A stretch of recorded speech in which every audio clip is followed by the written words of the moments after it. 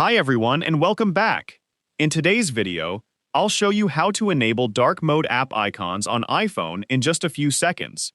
So, let's dive in. First, unlock your iPhone and go to the home screen. Then, long press anywhere on an empty area until the icons start to jiggle. Now, tap Edit in the top left corner. Then select Customize. You'll see several options for changing the appearance of your app icons. To enable dark mode, simply select Dark. Your supported app icons will instantly switch to a darker appearance, giving your home screen a cleaner look for nighttime use. You can also tap the sun icon to adjust the brightness and make the icons lighter or darker based on your preference. And that's it! Your iPhone app icons are now in dark mode.